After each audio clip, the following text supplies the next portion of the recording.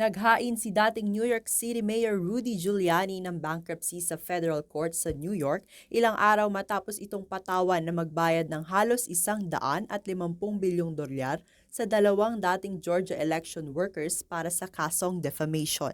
Naghahalaga di umano sa pagitan ng $100 milyong at $500 milyong at assets na umaabot ng $10 milyon ang inilistang utang ni Giuliani sa kanyang filing. Dagdag pa rito, isinama rin niya sa filing ang 3 kaso ng defamation ukol sa mga naging pahayag niya matapos ang 2020 election at maaaring makadagdag pa ito sa kanyang mga utang kung pagbayarin siya ng pinsala sa nasabing kaso pagkatapos ng paglilitis. Sa ibinigay na panayam ng political advisor ni Giuliani, isinaad nito na hindi na dapat ikagulat ng karamihan na nangyaring filing dahil walang sino man umano ang makapagbabayad ng isang napakalaking halagang parusa. Sinabi rin nito na maghahain ng apela ang kanilang kampo at magbibigay ng transparency ukol sa proseso.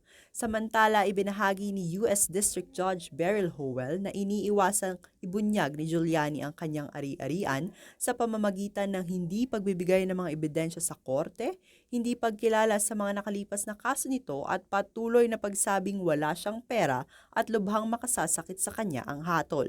Sinasabing mahihirapan naman malagpasan ni Giuliani ang kanyang mga utang alinsunod sa naging hatol sa kaso niya noong 2020 kung saan inamin niya ang paninira.